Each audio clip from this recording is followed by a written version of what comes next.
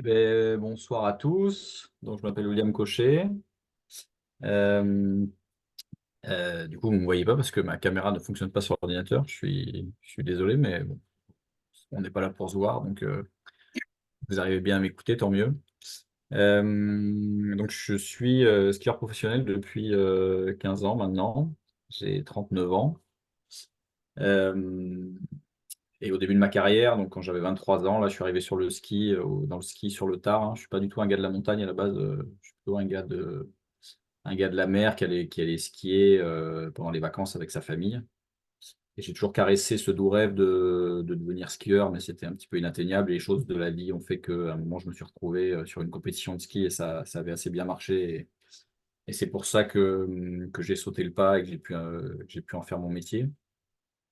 Donc j'ai créé, du coup, j'avais déjà 23 ans, j'avais déjà quand même bien avancé dans la vie, donc j'avais compris déjà certaines choses par rapport à la mécanique climatique qui était en train de se mettre en place, et je me rendais compte que mon terrain de jeu était vraiment en train de se délabrer petit à petit. On avait de moins en moins de neige, voilà. Donc ça c'était en 2008. Donc j'ai créé un groupe de riders qui s'appelait Bioskieur, qui ressemble un petit peu à un ancien Protector Winter, on va dire, hein. Où justement, le but, c'était un petit peu de mobiliser le monde de la montagne voilà, et de leur montrer qu'on était vraiment en train de réchauffer le climat, que la neige était vraiment en train de disparaître petit à petit, ne serait-ce que sur l'échelle de ma vie. Voilà, quand j'étais petit, je pouvais skier à 800 mètres. À 23 ans, c'était de moins en moins possible, et à 40, mais ça l'est plus du tout. Donc voilà, du coup, on a créé ce groupe de riders qui s'appelait Biosquare, et on a commencé du coup à faire des films avec toujours une thématique qui était de réveiller un petit peu les consciences sur ces sujets-là. Donc il y a eu plusieurs films comme Antagoniste, comme Paradisio, comme une web série à l'époque qui s'appelait la Biosquare TV. Voilà, comme un film aussi sur le Flocon Vert, là, sur la station de la Pierre-Saint-Martin. Et on est arrivé il y a 5 ans avec un déménagement, un retour dans le sud-ouest, voilà, dans les Pyrénées, où donc, du coup, je me suis retrouvé un petit peu tout seul, sans l'équipe avec laquelle je travaillais jusqu'à maintenant. Et j'ai rencontré un ancien ami à moi, là, avec qui je faisais de la montagne, qui lui aussi venait de s'installer dans les Pyrénées espagnoles, lors d'un festival à Tarbes, à l'international Freeride Film Festival. Donc moi, je présentais le film justement sur le Flocon Vert. Et du coup, on s'est dit pourquoi pas faire un projet tous les deux. Et moi, j'avais cette idée en tête là déjà depuis quelques temps d'essayer de faire des reconstitutions d'époque là de ski, et parce que c'est un sujet, voilà, qui m'intéresse énormément. Voilà, ça fait 10 ans que j'ai créé donc pour ma vie de tous les jours, ma ferme, voilà, sur 1 hectare sur le piémont pyrénéen, et où voilà, donc la manière de vivre des anciens m'inspire énormément, en essayant de voilà, de cultiver, enfin voilà, d'être autonome au niveau alimentaire, en tout cas sur tout ce que je produis sur la ferme là. Et en me rendant compte qu'en fait, en vivant ultra simplement, mais avec juste un tout petit peu plus de commodité que nos anciens n'avaient pas, comme une machine à laver par exemple, rendait la vie beaucoup plus agréable, mais tout en vivant de manière la plus sobre possible, quoi. Donc j'avais cette idée justement de faire ce film, et puis voilà, Seb a dit banco, et on est parti pour écrire Jadis. Donc Jadis, c'est un film sur l'histoire du ski dans les Pyrénées, enfin l'histoire du ski en général et de la montagne en général, mais voilà, un petit peu plus sur les Pyrénées, vu qu'on a filmé ce film ici, et qu'on s'est servi de toute cette histoire, voilà, qui dure depuis 2 siècles maintenant là. Et, euh, Et au début, ça devait être un film qui était plutôt tourné sur une vraie aventure, sachant que du coup, je devais traverser des époques successives à travers une traversée, et puis en partant vraiment pendant plus d'un mois dans une vraie aventure. Finalement, en fait, il s'est avéré que l'équipe du film s'est limitée à une équipe de deux. Donc, c'était Sébastien et moi, là. Donc, on a vraiment tout fait de A à Z, et que c'était vraiment pas possible de faire une traversée en mode aventure. Donc, on est parti sur un film qui était un peu plus poétique, avec vraiment faire une ode à la montagne, et après est arrivé ce parallèle vraiment avec ma vie actuelle, en rentrant vraiment dans une introspection des déplacements. Voilà, parce que donc, du coup, toute une partie du film est vraiment focalisée là-dessus, sur ma manière de vivre et sur euh, sur les choses qui me dérangent énormément dans ma pratique du ski là. Et la dernière chose vraiment qui me dérange aujourd'hui, c'est les déplacements. Voilà, j'habite sur le Piémont et pour aller skier, je suis obligé de faire au minimum une demi-heure de voiture et ça me dérange énormément. J'ai trouvé aucune solution pour faire différemment. Parce que là, on se retrouve sur des problèmes qui sont vraiment structuraux, là. Voilà, aujourd'hui, j'habiterai en Suisse, je ne poserai pas ce problème-là avec tous les transports en commun qui sont là. Mais aujourd'hui, en habitant en France, voilà, c'est soit j'arrête le ski, soit j'accepte de me déplacer en voiture parce que j'ai aucun autre moyen, quoi. Euh, donc voilà, c'est vraiment toute la thématique du film. Voilà, je ne sais pas si certains l'ont vu, il est sur YouTube depuis 2, 3 semaines maintenant. Voilà. Je ne sais pas si vous avez des questions pour que je continue sur ce chemin-là ou on arrivera après, quoi.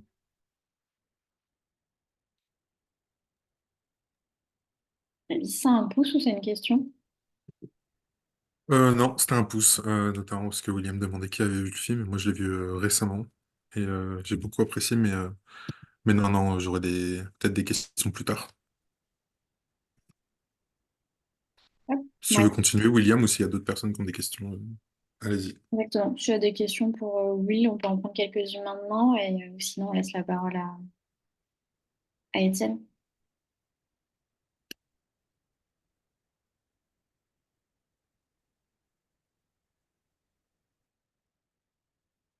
Bah, moi, j'aurais peut-être juste une question pour lancer le débat et la discussion.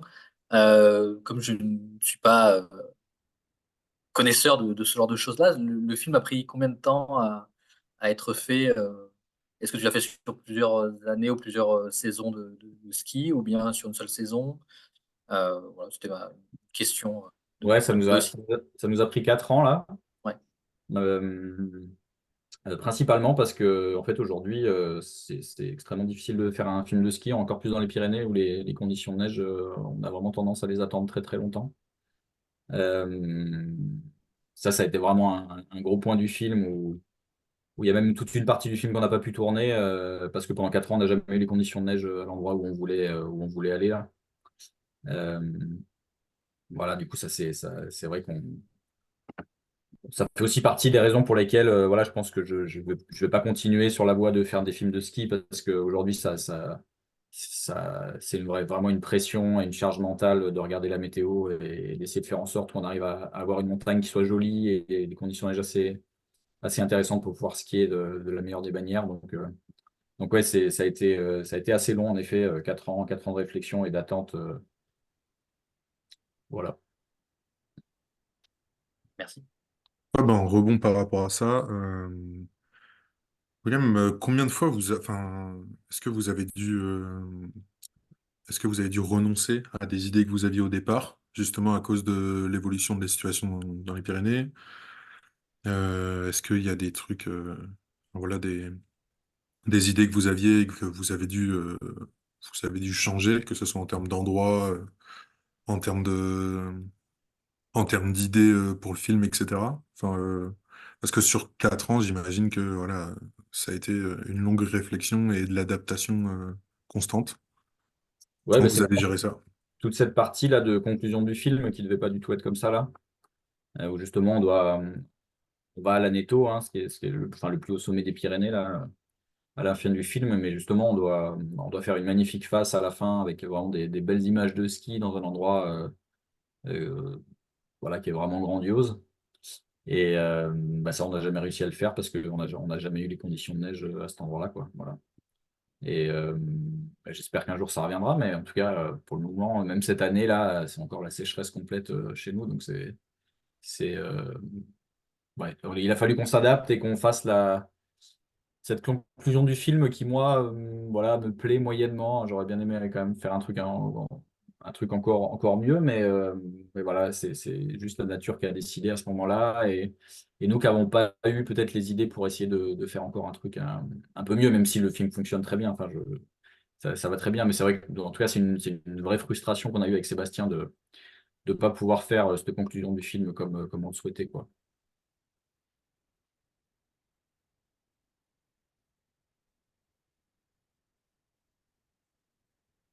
Ah, je parlais dans le vide. Voilà, on s'entend. Euh, bah, en tout cas, on a repartagé le lien tout à l'heure et de toute façon, voilà, dans le récap, etc., on repartagera tous les liens. Mais moi, je peux qu'encourager toutes les personnes présentes à aller voir Jadis, ne serait-ce que parce que c'est un film radicalement différent de ce qu'on peut avoir l'habitude de voir quand on voit des films bah voilà, faits par des athlètes, etc. On en voit de plus en plus des films différents, donc ça c'est cool. Des films qui apportent autre chose que des descentes en boucle pendant 1 heure et demie suite à un périple en hélicoptère. Donc très cool. Très cool. Bravo pour ça en tout cas.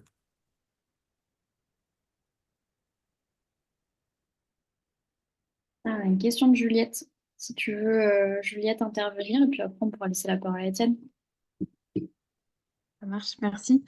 Moi, j'avais une question du coup pour William. Tu as dit la montagne, on a attendu qu'elle soit jolie en parlant de, j'imagine, la montagne enneigée. Et moi, j'ai déjà entendu quelqu'un qui m'a dit, avec le changement climatique, la montagne, elle perd son maquillage. Et ça m'a frappée. Je me dis, est-ce que en tant que réalisateur du film, enfin, tu as des idées pour se dire, bah, peut-être que tant pis, peut-être qu'elle sera quand même jolie sans neige et elle sera toujours belle sans neige. Comment on donne envie aux gens de venir, même s'il n'y a pas de neige? Ouais, alors du coup, c'était vraiment pour l'idée qu'on avait de cette conclusion, quoi. Mais tu vois, dans le film, on voit vraiment toutes les conditions de montagne, enfin, printemps, été, automne, hiver, et la montagne est magnifique tout au long du film, hein. Mais c'est vrai que dans l'idée dans laquelle nous, on s'était fait de cette conclusion, c'était vraiment voilà, une montagne immaculée avec 50 centimètres de poudreuse et de pouvoir faire des virages magnifiques au milieu de tout ça, quoi. Donc c'était vrai juste par rapport à l'idée qu'on avait, mais oui, la musique, pardon, la montagne est vraiment sublime, quoi qu'il en soit. Et je pense qu'en tout cas, le film le montre du début à la fin, qu'importe les conditions, parce qu'il y a plein de moments dans le film où justement les conditions de neige sont vraiment pas bonnes. Et au final, les images rendent très bien. Donc, non, c'était vraiment juste par rapport au scénario qu'on s'était écrit, quoi. Ouais. Enfin, moi, en tout cas, c'est ce que j'ai tendance à dire. En fait, moi, pour mon ski à moi de tous les jours, je m'en moque complètement en fait qu'il y ait beaucoup de neige ou peu de neige. Je me satisfais très bien de ça. Je suis même très heureux en fait pas très heureux. C'est juste parce que je m'adapte, mais aujourd'hui, on a des routes dans les Pyrénées qui sont ouvertes quasiment en permanence en s'y rendant en vélo. Là, elles sont fermées à la circulation. Mais du coup, ça nous permet d'accéder au mois de décembre ou au mois de janvier à plein d'endroits où on a logiquement du mal à accéder, ce qui nous permet d'explorer très bien. Et, et du coup, oui, ça ouvre d'autres perspectives, certes avec une neige de très mauvaise qualité, mais au final, l'important, c'est d'être là-haut et d'apprécier la montagne, quoi.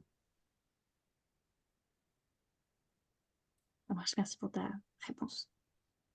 Avec plaisir. Étienne, est-ce que tu te sens prêt de prendre le relais et nous partager de l'histoire du passé? Oui, je vais voir ce que je peux faire. Mais alors, tout d'abord, juste vous remercier, Travis et toi, et puis Antoine, pour l'invitation. Bon, je vais effectivement dire des choses tout en étant, je le précise, pas spécialiste de la montagne, mais plutôt effectivement un spécialiste histoire, sport et des mobiles. Donc, je vais vous partager l'écran. Euh, tac, ça doit le faire. Et agrandir. Voilà. Donc, l'idée, si on tient le temps, c'est d'essayer d'évoquer avec vous ce que le visionnage du film de William a suscité chez moi, c'est-à-dire qu'effectivement, les liens entre passé et présent, avec le discours sportif, le rapport à la montagne. Bon, j'ai retrouvé, moi, des choses que, à un moment donné, William dit l'histoire peut aussi s'explorer, donc j'ai beaucoup aimé ça, évidemment. Et tu parles de reconstitution d'époque, et on en voit, donc c'est des liens que je vais essayer de faire avec le passé et le présent, j'espère, seront pertinents. Donc, travailler sur ces allers-retours que font les historiens, les historiennes, et bah, cette première image qui montre les mobilités en montagne en disant, bah, en fait, ça se passe par d'autres choses que la voiture, puisqu'elle n'apparaît pas à l'écran, dans l'image, donc c'est volontairement fait. Donc ça dit quelque chose de notre rapport à l'automobile que tu évoquais, William. Et finalement, on a cette image que j'ai prise de chez vous, du site internet que vous avez fait euh, et donc qui évoque finalement, encore une fois, la vision négative de la voiture. Et Antoine m'avait un peu contacté pour faire part des rapports qu'ont pu avoir les populations vis-à-vis des différents modes de transport pour faire un peu ces allers-retours passé-présent. Donc des choses que vous connaissez très rapidement sur les déplacements en montagne, puisque ça provient d'Alpinema, qui est un magazine auquel certains participent, et je crois.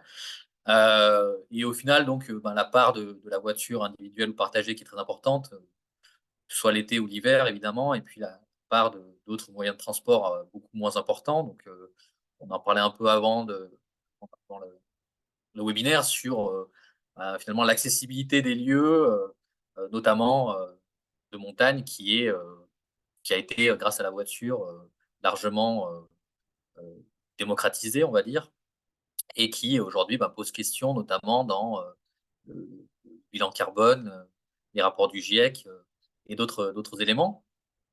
Et donc moi, ce qui me faisait penser à j'étais en train de lire Sylvain Tesson en même temps que je regardais ton, ton documentaire et film.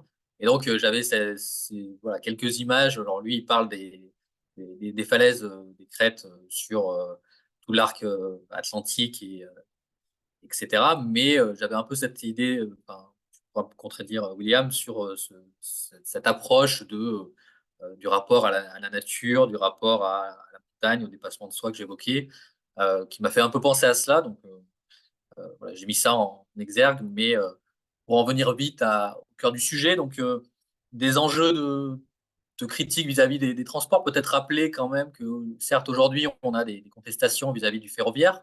Alors, voilà, pas toujours taper seulement sur la voiture parce que ça va être assez simple et en même temps un peu connu par tout le monde.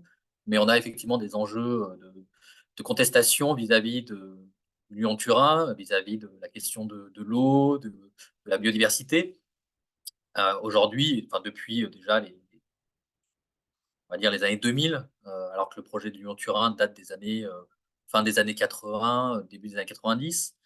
Mais que si on regarde dans l'histoire, l'apparition du train et du transport ferroviaire a déjà suscité, on va dire, de l'animosité ou des démarches critiques négatives vis-à-vis du ferroviaire de deux parties, enfin, sur deux éléments. D'une part, ce qu'on a un peu perdu, enfin ce qu'on a beaucoup perdu, c'est la question du charbon et de la vapeur et donc des fumées de la locomotive, donc qui étaient présentées comme polluantes, comme nuisibles. Donc ça, on l'a un peu perdu, donc c'est une bonne chose avec l'électrique, même si c'est pour une partie du nucléaire. Et puis cette idée aussi que le train, à ses débuts, euh, n'était pas forcément bien vu par à la fois les usagers et les habitants des territoires. Les usagers du train parce que finalement, comme vous pouvez le voir, l'écran, ils n'ont pas d'appréhension du paysage qu'ils traversent. C'est relativement ignoré. Donc finalement, le train n'était pas un moyen de découvrir d'autres territoires ou d'autres paysages, mais plutôt d'ignorer les paysages qui est seulement un trait lointain. Euh, et puis, finalement, j'ai dit contesté par les habitants parce que le train n'était pas forcément bienvenu. Je vous ai mis un petit extrait. En fait, ce paysage-là, euh, c'était un paysage moche, en fait, finalement. En 1911, là, le club alpin suisse dit c'est détruire la poésie de la montagne que de mettre des rails, etc. Donc, on est sur pas seulement le train comme mode de transport, mais aussi l'infrastructure ferroviaire qui éventre voilà, la roche, les montagnes. Et donc, on avait à ces débuts-là vraiment une contestation de la part des habitants, euh, des populations locales, parfois d'économies en concurrence. Hein, je pense au cheval et à d'autres modes de transport qui contestent le développement ferroviaire. Et de ce fait, l'arrivée, par exemple, de tunnels pose aussi question. Ce n'est plus finalement balafrer les montagnes, mais c'est complètement ignorer le territoire en passant sous la montagne, et donc en ignorant un peu, comme une autoroute peut le faire, le paysage. Donc le train n'était pas et le ferroviaire n'était pas, n'a pas toujours été accueilli, de voilà, avec bienveillance.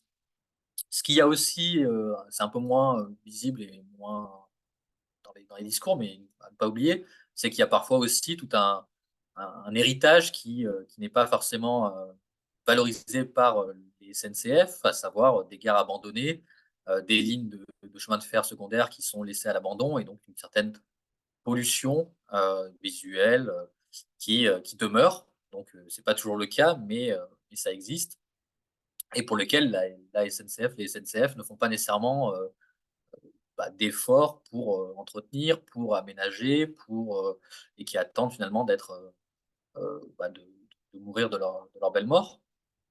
Des choses plus connues sur, évidemment les véhicules moteurs, donc la question donc des poids lourds, qui traversent les vallées et donc qui polluent évidemment, il y a beaucoup de contestations. Il y a la question des voitures, certes, qu'on connaît, aussi, passe vite, vous avez à l'écran, mais il y en a à différents endroits. La moto, est un problème aussi à certains instants sur les bruits, à la fois pour, les pratiques, on va dire, de loisirs et les pratiques touristiques, la randonnée, VTT et autres, mais aussi pour, la question de la biodiversité, ce qu'évoque le dessin en bas à gauche. Donc, finalement, des protestations vis-à-vis de l'ensemble des véhicules moteurs, mais que l'on retrouve encore une fois au début de leur apparition à la fin du 19e siècle, début 20e siècle, où l'automobile et les véhicules moteurs, largement, sont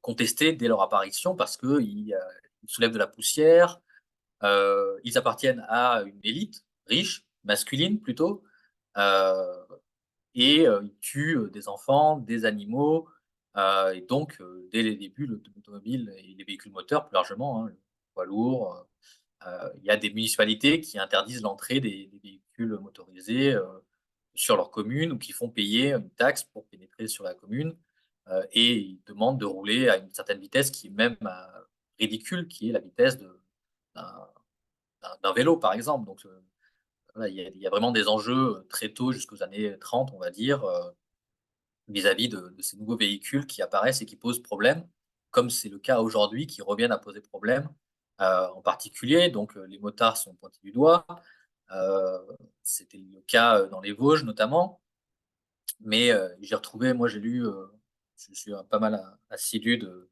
des travaux de Vincent Munier ou de Michel Munier sur, l'oiseau-forêt, donc le grand tétras, dans les Vosges qui disparaît et il disparaît non seulement parce qu'il y a bon, il y a de plus en plus de touristes, mais ce qu'évoque, Michel Munier, c'est qu'il disparaît aussi parce qu'il y a, des activités humaines comme la sylviculture, comme, l'armée qui va faire des exercices, sur la montagne et donc qui perturbent, la biodiversité. Il n'y a pas que l'automobile, mais l'accessibilité, des montagnes, transforment l'écosystème et donc, certes, les véhicules moteurs sont contestés, contestables, mais, en fait, devraient aussi élargir à des activités humaines comme le tourisme, mais pas que.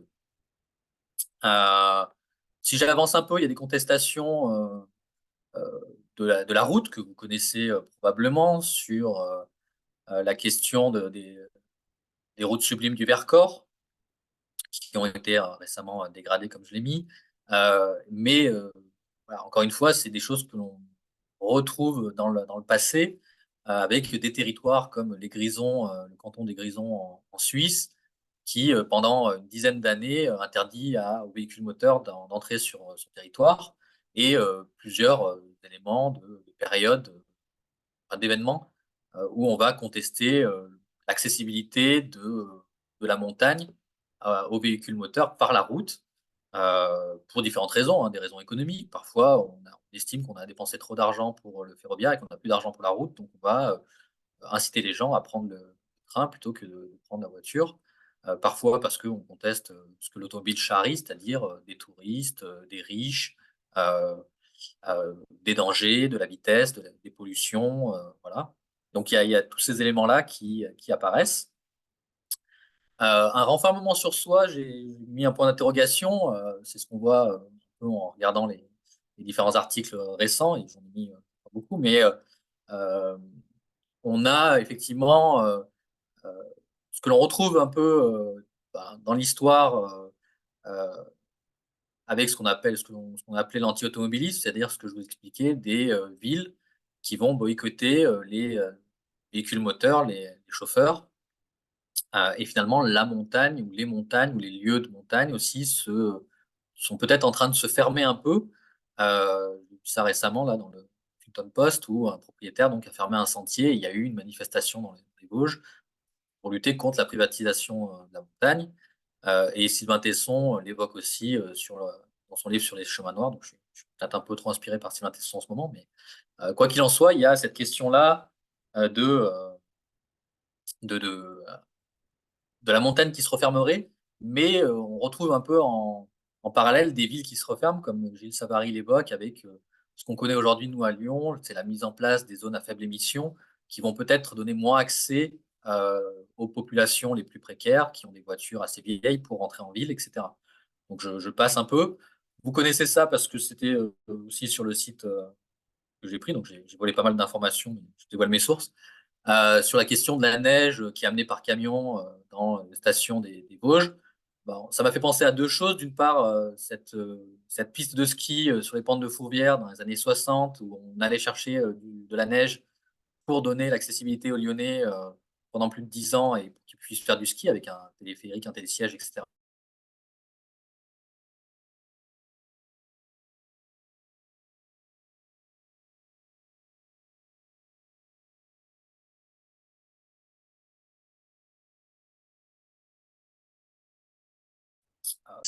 D'aller prendre des morceaux d'iceberg de l'Antarctique et de les ramener en Arabie Saoudite parce que l'Arabie Saoudite voulait utiliser de l'eau douce.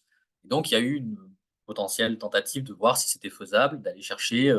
Et effectivement, ils n'ont pas réussi totalement, mais on a des photos du prince saoudien de l'époque qui boit son whisky avec des glaçons de l'Arctique.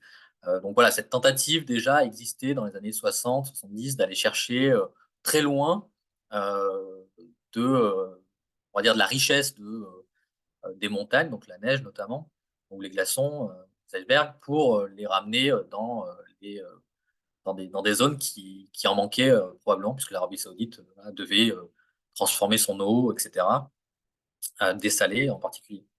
Bon, j'ai mis le boycott, mais ça, c'est Antoine qui me l'a soufflé quand on a discuté ensemble sur la question de ce nouveau sponsoring avec Dacia qui sponsorise l'Ultra Trail du Mont Blanc. Bon, ça se voit aussi du côté du Qatar, par exemple, avec le Salon de Genève qui vient d'ouvrir et qui est sponsorisé par le Qatar et qui pose des questions aussi. Alors, je n'ai pas retrouvé des choses plus loin dans l'histoire, mais je pense qu'il y a effectivement il y a toujours eu, même pour les Jeux Olympiques, des problèmes de sponsoring qui posent la question du positionnement de différentes activités, même si l'ultra-trail est moins polluant que les voitures, bah, le fait d'avoir des sponsors pose question sur la politique que l'on veut amener. Et je terminerai rapidement, en une minute ou deux maximum, sur les critiques contre le tourisme. Donc, rappeler qu'effectivement, le ski est une pratique de loisir et de récréative, voire même sportive, comme William l'évoque, mais que initialement, ce n'était pas une pratique sportive, c'était une pratique de déplacement, de transport, et que c'est depuis un peu plus de 70 ans que les montagnes, quelques-unes, se sont mises à transformer leur pratique touristique estivale en une pratique touristique hivernale, et plutôt pour le ski, plutôt que pour d'autres pratiques d'hiver, d'où le problème qu'on a quand on dit station de ski et pas station de montagne, qui mettent l'accent davantage sur la pratique de ski qui elle aussi, est porteuse bilan carbone, puisque les gens, comme on l'expliquait au début, viennent en voiture ou en avion, on en reparlera là-dessus. Les randonnées posent aussi question, on y pense peut-être un peu moins, mais voilà, j'ai mis des embouteillages sur l'Everest en mai 2019, mais ces embouteillages, certes, voilà, comment on y vient jusqu'à l'Everest? Probablement en avion, et ensuite, qu'est-ce qu'on laisse comme déchets sur place? Pareil pour le mont Fuji avec l'éruption du surtourisme. Voilà, quels sont les sites qui sont parfois mis en danger? Et des choses plus anecdotiques peut-être, mais voilà, la question du cyclisme aussi. Bon, j'ai mis le Tour de France, euh, mais voilà, ces enjeux-là aussi de caravanes publicitaires et de pollution, même si les caravanes peuvent devenir électriques. Voilà. On est sur différents niveaux hein, de gaz à effet de serre ou de pollution, mais qui existent quoi qu'il en soit. Et enfin, le dernier point, le surtourisme que vous connaissez pour partie dans différents endroits à différents moments, qui pose question sur voilà, la vallée de la Tarentaise est-elle saturée, le Mont Blanc, différents aspects. Même si aujourd'hui, semblerait-il qu'il y aurait des Français qui réclameraient des quotas, qui ne seraient pas contre les quotas, de dire que voilà, on limite l'accès à des territoires. On l'a vu pour d'autres territoires, comme on en parlait pour Venise, pour, euh, euh, pour les Calanques, Marseille aussi, mais ça me semble pas totalement hors de portée ou hors de pensée que peut-être voilà, les montagnes puissent être aussi limitées avec des QR codes, peut-être gratuits, peut-être payants, dans un avenir proche, pour essayer de préserver les lieux et on va dire voilà, leur biodiversité. Donc voilà, je termine la conclusion avec des écrits sur peut-être voilà, qu'on a pu faire avec les passeurs ou d'autres, sur le futurisme, donc peut-être le tourisme en 2050, qui imagine encore une fois un tourisme, des pratiques limitées du tourisme, limitées dans le temps, limitées à certaines personnes. Donc, voilà, c'est des interrogations. Moi, je suis historien, je suis pas futurologue, donc, mais on a quand même des choses qui restent. On appelle ça, en jargon, les sentiers de dépendance. Et donc, bah, la voiture, effectivement, si c'est 80% ou 85% de l'utilisation de la voiture aujourd'hui, ça peut être compliqué de passer à 0%, et même impossible, je dirais, même si je ne suis pas, encore une fois, futurologue. Mais donc, il faut réfléchir à optimiser plutôt que penser totalement à supprimer. Et je termine vraiment, vraiment là-dessus sur deux ouvrages qui m'ont inspiré et peut-être qui font le lien avec le travail de William sur mon collègue Steve Agimon qui a écrit un ouvrage sur les Pyrénées. Donc, moi, je suis pas spécialiste, comme je vous disais, de la montagne. Donc, je suis allé voir un peu ce que disait Steve sur la montagne. Et je vous invite à le lire, ça fera le lien avec le documentaire de William. Et puis, l'ouvrage de Laurent Tissot sur 3 siècles de tourisme en Suisse qui évoque tous les modes de transport, y compris l'aérien, les aérodromes que je n'ai pas cités, qui sont aussi à questionner aujourd'hui. Donc voilà, je m'arrête là, j'ai dépassé un peu, mais je suis ravi de pouvoir discuter avec vous euh, sur ces éléments-là que j'ai évoqués. Super, merci beaucoup. Déjà, moi, ça m'inspire plein de questions, plein d'interrogations. Je pense que les autres aussi. Euh, je laisse au choix très vite si tu veux rebondir avec une première question ou Will. Et sinon, ce sera moi. Ah bah vas-y, je te vole pas la première question. Je t'en Ok. prie, vas-y. Mais il faut que je choisisse en vrai parce que forcément, tu dis que tu n'étais pas t'es historien et pas futuricien ou autre. Mais en même temps, forcément, vu que tu travailles sur tout ce qui s'est passé, tu dois identifier des schémas, voire des choses qui te permettent, toi, de voir un petit peu vers quoi on va. Oui, oui, bah, mais après, il peut se passer des choses. Alors bon, on a eu le Covid, qui était un événement complètement impensé, même si certains films l'avaient prévu, ou certains voilà, romans, fiction l'avaient prévu. Ce qui est assez évident pour moi, alors je devrais préciser, rajouter aussi que je travaille plutôt sur les transports et les mobilités dans les espaces ruraux, donc compris voilà, jusque dans les montagnes, et pas forcément, moi je m'intéresse pas aux villes, puisqu'il y a déjà assez de gens qui travaillent là-dessus, et pas assez de gens qui travaillent sur, on va dire, les espaces périphériques pour aller vite. C'est effectivement la dépendance ou alors la solution que représentent les véhicules moteurs pour répondre aux besoins de déplacement des individus. Et William l'évoque bien dans son documentaire film, où il a besoin absolument de sa voiture pour se déplacer. Et là-dessus, euh, je ne pense pas qu'il y ait vraiment de transition. On évoque beaucoup ce mot-là de transition, soit vers une énergie autre que le pétrole, soit vers d'autres modes de transport que la voiture. En historien que je suis et d'autres collègues le soutiennent, comme Jean-Baptiste Fressoz, il n'y a pas de transition. Pour les énergies, on n'a jamais abandonné le charbon, alors qu'on a du pétrole depuis déjà un moment. Donc il y a accumulation des énergies et il y aura aussi accumulation des modes de transport. Donc il n'y aura pas de zéro voiture ou zéro motorisation, mais il faut aller sur une multiplication, une accumulation des usages. Et là-dessus, après, c'est à optimiser. Euh, mais en tout cas, par exemple, nous, alors pour ce qui est de la ville, c'est là où moi, la montagne, je connais un peu moins, mais la ville, on sait que à 80%, elle est bâtie sur le système automobile, donc les véhicules moteurs, et que dans 40 ans, elle ressemblera à peu près à ce qu'on a actuellement. Elle ne peut pas changer fondamentalement. Je pense que les espaces ruraux et les montagnes qui dépendent davantage des véhicules moteurs, encore une fois, je ne parle pas que de l'automobile, je parle de l'autobus, je parle des tracteurs qui y sont là, je parle des autocars, etc. Euh, il ne peut pas y avoir un changement radical d'un coup en 20 ans, etc. Parce que le système automobile, ça fait plus d'un siècle qu'il est là et que les habitudes sont là. Donc, euh, ça va rester à un moment donné à nous de voir comment on est capable de grignoter sur des marges, sur l'optimisation du covoiturage, du copartage, sur le transport à la demande, sur ces choses-là où on peut être un peu plus efficace. Je lisais un article tout à l'heure sur le ski vélo. Je ne sais pas si c'est des choses qui se pratiquent dans vos territoires, mais j'ai vu ça sur Ouais. un magazine. Donc peut-être que ça, c'est une solution temporaire, s'il y a encore de la neige, bien évidemment, mais on sait qu'il y a de plus en plus de vélos à assistance électrique.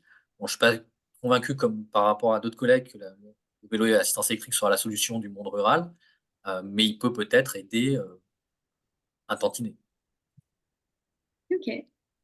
Et entre-temps, il y a une question qui est intéressante de Bastien. Est-ce que les grands événements ont été moteurs et pourraient l'être pour le développement des mobilités dans les espaces? Clin d'œil au JO.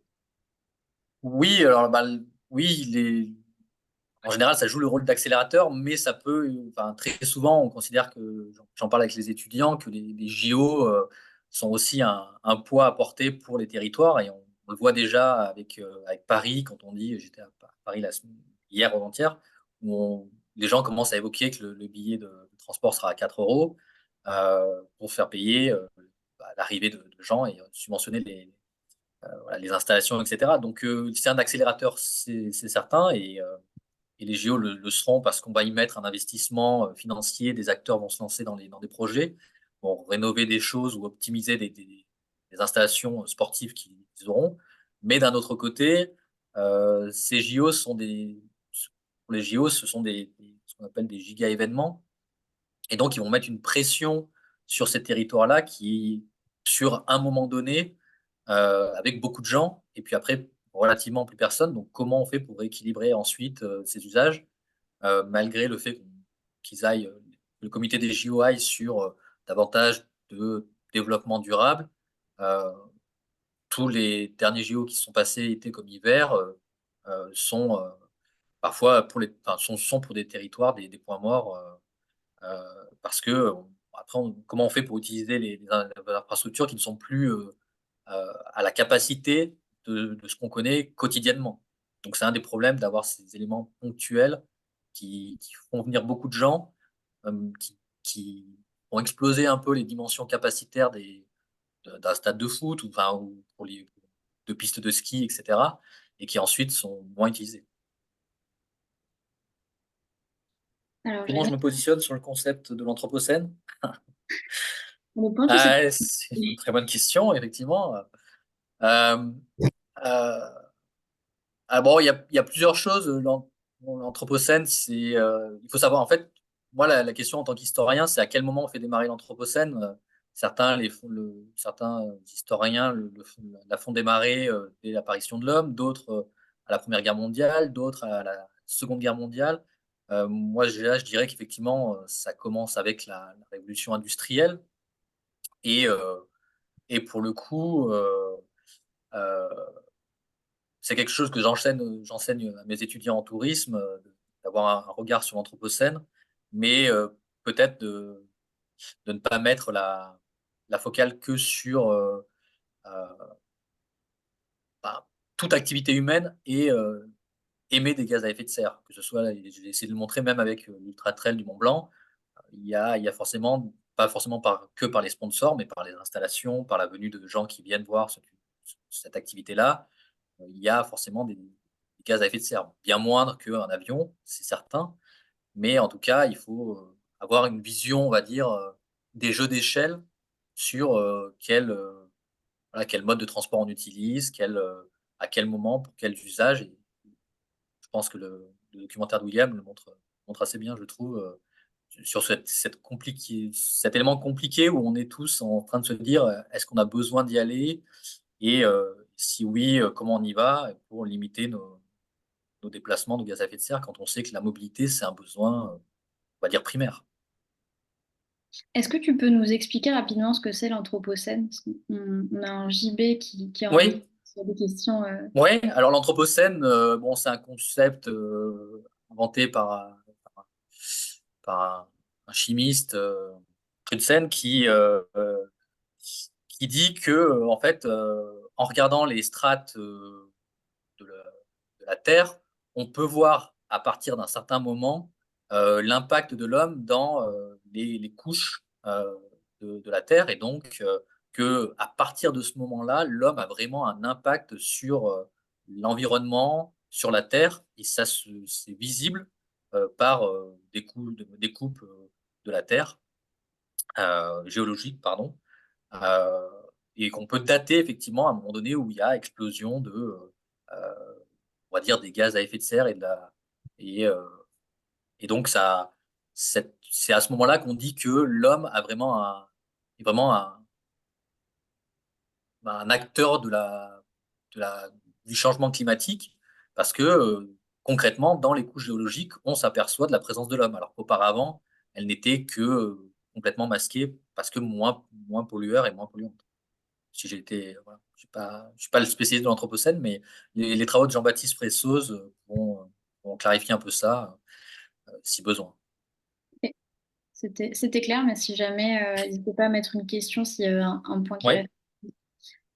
Entre-temps, on a Juliette, je t'en prie, prends la parole. Oui, j'avais une question sur l'évolution de la représentation du vélo en Mhm. montagne. En fait, aujourd'hui, le vélo, il est à la fois pratiqué par des gens qui sont très très sportifs, donc pour gravir des cols, et ça va de la personne jeune au papy de 80 ans. Mhm. Pour autant, si on pose la question, pourquoi vous vous déplacez pas à vélo toujours pour faire votre déplacement en montagne? Et là, on nous répond, mais non, c'est beaucoup trop élitiste. Donc, moi, je trouve ça fantastique, ce changement de perception où le vélo est devenu un sport et uniment un sport. Et faire de l'enduro, c'est pas élitiste. Gravir l'école, c'est pas élitiste. Mais par contre, faire du vélo ski, c'est élitiste. En tout Mhm. cas, élitiste dans le sens, ça demande des aptitudes sportives que le commun des mortels n'a pas. Donc, ce n'est pas une solution pérenne, justifiable, durable en termes de politique publique de transport. Donc, comment, avec votre regard de chercheur, vous pouvez vous avoir des éclairages là-dessus? Oui, alors votre réaction, merci, me fait penser à une intervention que j'ai faite à Paris, à la Fédération des usagers de la bicyclette, où ils me posaient la question de comment en fait s'inspirer de la révolution qu'a produit le système automobile pour faire une révolution du vélo, de la bicyclette, ce qu'on a appelé dans les années 60-70 la Vélorussion. Et ce que je leur avais suggéré, voilà, encore une fois, je suis pas encore spécialiste de tous les modes de transport, mais j'avais travaillé là-dessus vaguement, c'est de prendre un type de transport, d'usage de pratique du vélo pour le mettre en avant et pouvoir ensuite développer toute une culture du déplacement autour. C'est ce qu'a fait l'automobile, puisque finalement, quand on a tendance à dire automobile, elle cache toute la forêt qui est le poids lourd, qui est le tracteur, qui est la motocyclette, qui est l'autocar, qui est l'autobus. Et on annule tout discours quand on dit automobile parce que on ne pense qu'à elle et on ne pense qu'à l'automobile avec la personne seule au volant, ce qu'on appelle l'autosolisme. Et donc, on va dire, bah, l'automobile, ça va pas, alors qu'en fait, derrière, il y a tout un système qui est aussi celui de la route, qui vient apparaître avec la route permet les déplacements de vélos, de piétons, etc. Alors que le ferroviaire ne permet que des déplacements de train, par exemple. Donc, pour ce qui est du vélo, ben, il y aurait toute une culture à avoir et notamment, voilà, sur la réaction que vous avez sur, le ski vélo qui est élitiste. Actuellement, on voit que le vélo, les vélos taffeurs prennent de plus en plus de place, en ville. Maintenant, il faudrait qu'il y ait, il y a des associations déjà qui travaillent à avoir cette, culture du vélo, des gens qui vont au travail en vélo, mais ça demande un support en fait à la fois culturel, de schéma de pensée, de panneaux de signalisation qui indiquent les temps, en termes de déplacement de vélo et non plus en termes de déplacement de voiture ou en déplacement à pied. Quand on est sur les sentiers de randonnée, on a un timing à pied. Donc voilà, il faut tout un système qui permette de penser le vélo et de penser notre espace, notre temps en termes et en durée, en espace de vélo. Quand je pense à vélo, c'est vélo cargo, c'est vélo assistance électrique, c'est VTT. Voilà, c'est cette palette de véhicules euh, qui est importante à avoir et avec une culture, encore une fois. Et là, quand je dis culture, ça veut dire des écrits littéraires, ça veut dire aussi des films. C'est quand je provoque mes étudiants en disant, bah, en fait, il faudrait que peut-être que euh, Tom Cruise ou James Bond ou des figures féminines. Il faut que j'en trouve une bite, sinon je vais être taxé de machisme. Mais pas tous Monica Bellucci, soit à vélo et de fait, incite les gens à être en vélo pour dire bah, le vélo c'est bien et non pas c'est has-been, c'est dépassé, c'est ouvrier, c'est touriste, c'est ci et ça.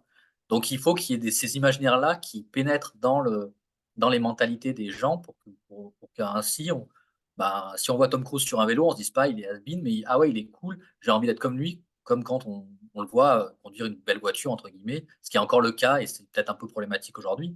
Donc, et ça devrait marcher avec le tramway, avec les ascenseurs baléens, avec voilà, tous ces éléments-là qui doivent susciter un imaginaire pour donner envie concrètement de se déplacer avec ces modes de transport. Parce qu'aujourd'hui, malgré tout, la voiture est dans les imaginaires et particulièrement dans dans les espaces ruraux et à la campagne et dans les montagnes, un indispensable.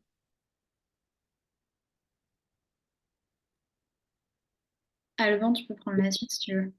Ouais, juste pour rebondir là sur la question et ce que tu disais, Étienne, là, Mhm.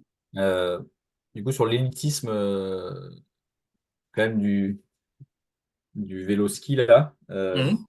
bah, clairement, pour moi, le vélo ski est complètement élitiste parce que c'est quand même un effort qui est quand même vraiment extrêmement élevé et qui n'a strictement rien à voir avec juste le fait d'aller faire ses courses ou d'aller faire une sortie de vélo en partant de chez soi. Donc c'est vrai que je pense que ce concept-là est quand même hyper compliqué à rentrer dans notre quotidien, d'autant plus que, bah, comme tu disais, il y a énormément il y a eu des exemples hein, depuis 4-5 ans avec énormément de films de montagne qui ont été faits avec des athlètes très reconnus qui sont partis en vélo. Et on voit bien que la pratique ne prend pas du tout parce que Mhm. justement, c'est vraiment irréalisable. Nous, en tout cas, dans le film, à la fin, voilà, c'est quelque chose qu'on fait, enfin, voilà, que je fais, mais c'est vraiment plus une parabole par rapport à ma vie de tous les jours, où justement, ça a été de prendre le vélo et d'essayer de poser la voiture et de ne pas la prendre au quotidien. Mais en tout cas, dans la partie de pratique de la montagne, pour moi, en tout cas, quand on habite pas vraiment dans une vallée et qu'on n'a pas besoin juste de faire 10 minutes de vélo, Mhm. c'est vraiment quelque chose qui est pour moi vraiment irréalisable, Mhm. avec une forme physique au-dessus de la moyenne, quoi. Donc c'est vrai que en tout cas, toute cette problématique-là due au déplacement en montagne, pour moi, ne trouve pas de solution actuellement, en tout cas. Ouais, bah, euh, je, je- il y a- je suis assez d'accord avec ce que tu dis, effectivement. Et euh, après, voilà, il y a des tentatives on va dire de futurologie en disant peut-être qu'on irait sur des territoires plus euh, restreints. Euh, donc, les gens se rapprocheraient des villes, les gens voilà, changeraient un peu voilà, des modes de déplacement, des modes de travail, même si voilà, on est tous attachés à à notre territoire, donc ça pose question. Mais mais la question de l'élitisme, effectivement, ce que fait William dans son film, pour moi, voilà, il est hors de portée à ma maigre capacité de skieur. Euh, mais je me demandais effectivement si voilà, ce genre de pratique de ski qui me semble un peu freeride, je crois, euh, est, euh, est quelque chose d'accessible finalement, parce que ça nous montre des beaux paysages splendides et une pratique sportive exceptionnelle et on voit qui prend beaucoup de plaisir. Mais en fait, là où est l'élément compliqué, c'est d'une part un peu ce qu'évoque aussi Vincent Munier, c'est-à-dire lui qui est photographe animaliste, se dit, ben, en fait, après aller être en Antarctique, après avoir vu la panthère des neiges au Tibet, ben, je vais me rapprocher plutôt des Vosges et de chez moi parce que j'incite les gens en fait à aller sur ces territoires-là euh, et ça lui pose vraiment question. Donc il ressent son, son territoire sur la proximité et nous oblige, nous encourage du moins par son regard à expérimenter la proximité, le quotidien, en disant il y a aussi de l'exotisme dans ce qu'il y a juste devant nous. Euh, et ça, c'est peut-être quelque chose sur lequel on doit aussi travailler en termes d'imaginaire, et ne pas rêver de Tahiti ou de rêver de l'Everest, mais de rêver effectivement, des Pyrénées quand on est à côté des Pyrénées, des Vosges quand on est dans les Vosges, des Alpes quand on est dans les Alpes, et pas d'aller voilà, croiser tous les territoires. Voilà. Ouais, pour rebondir sur ce que vous disiez tous les deux, euh, je sais pas dans quelle mesure, en fait, tous les films d'athlètes, par exemple, qui font des tripes, en fait, je vais reprendre l'expression qui a été dite, je crois, par Juliette, le commun des mortels pourrait être reproduite. Je sais pas dans quelle mesure, à chaque fois, la cible, c'est forcément le grand public au Mm. sens, est-ce que, enfin, vous pouvez reproduire ça. Mm. Je me dis que selon les films, la cible est différente et peut viser, par exemple, d'autres athlètes. On sait que c'est un milieu où enfin, il y a d'énormes enjeux autour des marques, autour des financements de films, etc. Parce que je pense qu'il y a un certain nombre de films dont la cible, bah, c'est justement d'autres athlètes en fait qui auraient les moyens physiques de faire comme ça, mais qui ne le font pas par facilité. Après, moi, le pont que je fais avec ça sur l'élitisme, euh, c'est le rapport train-avion. Euh, Mm. j'ai souvent entendu le fait que, bah oui, mais en fait, le train, ça coûte trop cher par rapport à l'avion. Ça, c'est une réalité qui est encore indéniable sur pas mal de points, mais ça doit pas forcément rendre vainqueur l'avion par KO, quoi qu'il arrive. Et surtout, la question qui est souvent mise en avant, c'est le temps. Se dire, bon, bah, en fait, moi, j'avais prévu d'aller à Tombouctou, en avion, donc je peux pas y aller, enfin, en train, moi, j'ai pas assez de vacances pour y aller. Mm. Et en fait, quand on parle de construire un autre imaginaire, c'est aussi ramener l'essence même de ce que doit être le voyage, le rapport au temps, et se dire, bah, en fait, au lieu d'aller à Tombouctou en avion, il faudrait peut-être que tu ailles en train, mais en te disant, mon voyage va se faire en train, et où est-ce que je peux aller par rapport au temps que j'ai. Euh, Enfin voilà, ça. C'était une remarque comme ça, mais qui m'a fait penser justement à la notion de, en fait, où on place l'élitisme par rapport à telle ou telle pratique, même si c'est absolument pas un concept qui doit être écarté. Je pense qu'au contraire, on doit avoir conscience de ce qui peut être vu comme élitiste ou pas et se dire, en fait, comment on essaie de parler à tout le monde. Mais pour pas juste terminer avec une remarque, ça fait le point avec une question que j'avais pour toi, Étienne, justement sur l'avion.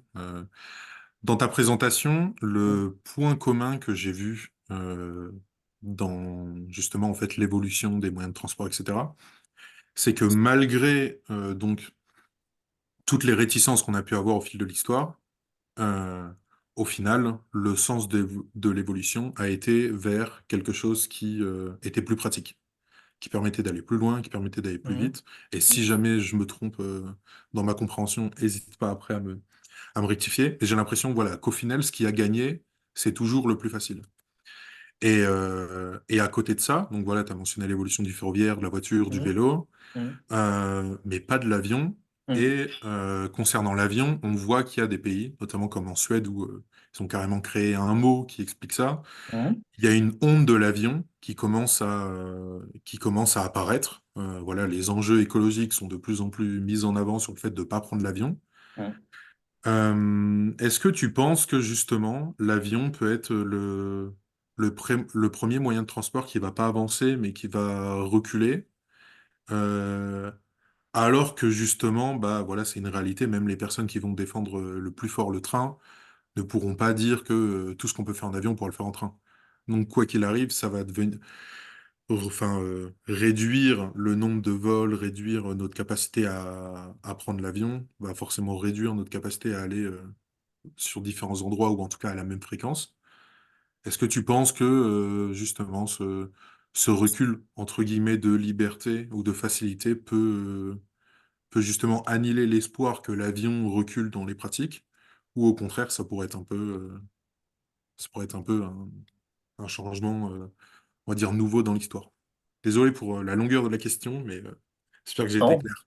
Oui, oui, tu as été très clair. Je vais essayer d'être aussi clair que toi. Merci pour ces questions remarques. Alors, pour l'avion, effectivement, je ne l'ai pas mentionné pour la simple et bonne raison qu'en fait, je me suis plutôt concentré dans mes exemples à voir des choses qui se passaient dans les montagnes et sur les montagnes. Et alors, j'ai regardé un peu s'il y avait des héliports voilà, qui existaient. Il y en a quelques-uns qui sont contestés parce qu'ils font déplacer parfois des populations plutôt aisées, élitistes. Donc, ça revient un peu à ce que tu évoquais. Mais pour l'avion, malheureusement, bon, ce que montre l'actualité, c'est qu'on va vers davantage d'avions, les carnets sont pleins, les gens repartent. Et en même temps, euh, on me posait la question un peu de voilà, qu'est-ce que je sais de l'histoire. Euh, Ça nous a semblé long le Covid, mais je n'avais pas de. euh, je me voilais pas la face en sachant que même 2 ans ou un an et demi de Covid ou de plusieurs Covid n'allait pas changer radicalement les gens et que il faudrait beaucoup plus que ça. Et je pense je ne le souhaite pas, mais je pense qu'il faudrait effectivement des épisodes de Covid chaque année pour que les gens prennent cet exercice-là ou ce problème-là, alors peut-être pas exercice, c'est peut-être pas le bon mot, mais ce moment-là pour réduire leur déplacement, repenser leurs déplacements et s'habituer à finalement à savoir quels sont les déplacements dont ils ont besoin et ceux qui sont anecdotiques ou récréatifs, etc. Euh, Parce que ben, le Covid n'a pas arrêté quoi que ce soit, alors que certains parlaient de Jean Viard, un sociologue, parlait de l'an zéro du tourisme en disant bon, on va remettre les compteurs à zéro. Bruno Latour, un sociologue qui est mort récemment, très connu, lui aussi pensait qu'il y allait avoir une révolution des mentalités et il parle d'atterrir. Et là, effectivement, les gens n'ont pas atterri et c'est normal parce que le point de vue des historiens, enfin, mon point de vue d'historien, c'est que ça prend beaucoup plus de temps de changer des générations, des habitudes, que simplement 2 ans. Donc là-dessus, euh, mais je trouve que faire la passerelle avec le film de Will, ça incite au moins à finalement à revenir à des pratiques. Je pense que c'est un peu ça un de ses objectifs, des pratiques anciennes, antiques, de déplacement ou de loisirs que sont les premiers skis, les premières, voilà, les premières pratiques qui peuvent être aussi une manière d'aborder autrement nos propres envies, voilà, nos propres désirs de loisirs, de déplacement. Donc, mais malheureusement, l'avion, je pense que ça se fera, mais euh, avec une décision politique, mais qui ne veut pas dire que chacun d'entre nous n'a rien à faire, hein. C'est aussi à nous de ne pas prendre l'avion, alors que certains me disent ou certaines me disent, ben, quoi qu'il en soit, l'avion va décoller, donc autant le prendre. C'est aussi à nous, après aux politiques, de se faire l'écho en disant bah, il faut taxer le kérosène des avions, ce qui avait été demandé par les Gilets jaunes. Sur ce point, je les rejoins parce que l'essence des voitures est taxée, mais pas le kérosène des avions. Donc, déjà, dès qu'on arrivera à avoir cette taxe-là, peut-être que les prix seront plus chers. Et donc, si les prix sont plus chers, il y aura moins de gens qui iront sur l'avion. C'est aussi une question de rabattage par des incitations politiques, économiques et pas seulement par des actions comme vous pouvez le faire avec vos articles sur votre beau site internet ou sur des échanges, etc. Donc, on n'est pas les seuls, mais on fait partie de la solution, comme l'expliquaient d'autres collègues avant nous. Ouais. D'ailleurs, avant donc de switcher sur les deux autres questions qui ont été Mhm. posées, je me permets de rebondir sur ta réponse. Un des arguments qui est souvent mis en avant sur le fait que, notamment de la part des jeunes, en fait, voilà, une bonne partie des jeunes continuent de prendre l'avion Mhm. massivement, euh, c'est la question de l'équité. En fait, de se Mhm. dire, bah, en fait, moi, je peux pas faire tant d'efforts, je peux pas renoncer à tel truc, alors que la majorité n'y renonce pas. Mhm. Est-ce que toi, à travers ton travail d'historien, tu as pu voir, dans un sens ou dans l'autre, cette notion justement d'équité, d'accès justement à une plus large population, venir, bah, par exemple, calmer les réticences, les manifestations que pouvait y avoir, bah, notamment contre la voiture. Est-ce que, par Mhm. exemple, pour la voiture, c'est le fait qu'on a donné accès à beaucoup plus de gens à la voiture qui fait que les réticences à la voiture se sont calmées et au contraire que ça s'est développé en ce sens-là? Enfin, voilà. Mhm. Est-ce que toi, t'as un regard justement de cette notion d'équité? Est-ce que, au final, la clé, elle serait pas là, hein? Oui, oui, bah, tout à fait. Et la voiture est un bon exemple. La démocratisation de la possession et de la propriété de la voiture a permis justement de calmer à la fois les inégalités économiques et les inégalités sociales. C'est-à-dire que même encore aujourd'hui à la montagne, moi je suis d'Ardèche, donc ça compte aussi, c'est pas des montagnes, mais la voiture est un symbole de social, l'identification de quelle est notre voiture et qu'est-ce que ça représente pour nous, dans quelle classe on est, dans quelle classe sociale on se met quand on achète telle voiture. Et la démocratisation de la possession de la voiture euh, le- a permis cela, notamment pour les femmes. Il y avait une question dans le chat sur les femmes. Euh, L'accessibilité pour les femmes d'avoir une voiture leur a permis de s'émanciper déjà vis-à-vis de leurs parents, vis-à-vis de leur mari, vis-à-vis de leur belle-mère. Donc ça a été très profitable, et ça l'est encore, surtout dans le monde rural où on a plusieurs véhicules, ce qui permet à chacun de pouvoir se déplacer, de ne pas dépendre de l'un ou de l'autre, notamment de l'homme par exemple. Même si on voit aujourd'hui que dans le monde rural, par exemple, il y a peut-être un peu moins de, de jeunes qui passent les permis, mais qui vont quand même sur les voitures sans permis.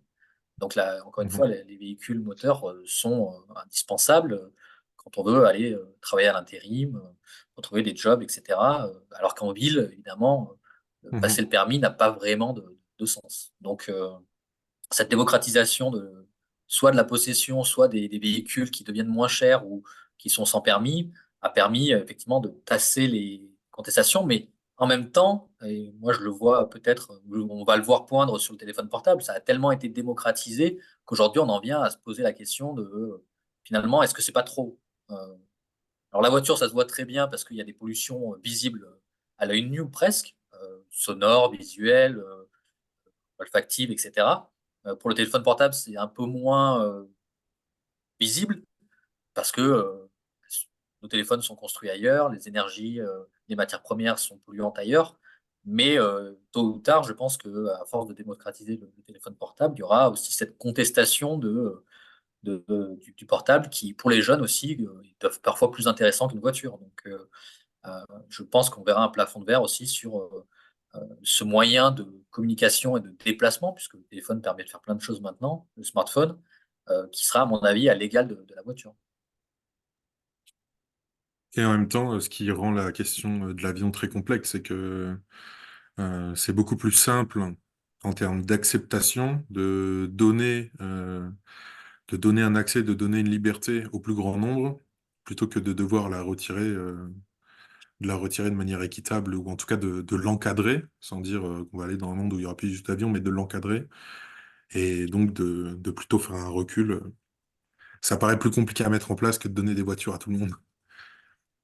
Oui, oui, bah après, il y a effectivement depuis les années 70, hein, ces vols à bas coût. Tu évoquais le fixe cam avec la honte de prendre l'avion, mais les vols à bas coût ont permis des choses qui, je vais faire le vieux, mais qui, moi, il y a 20 ans, quand j'avais la vingtaine, n'était pas permis de penser d'aller à Amsterdam pour un week-end aller-retour. Donc, les jeunes ne sont pas forcément plus écologiques que d'autres. Il n'y a pas de ligne de partage aussi claire que cela.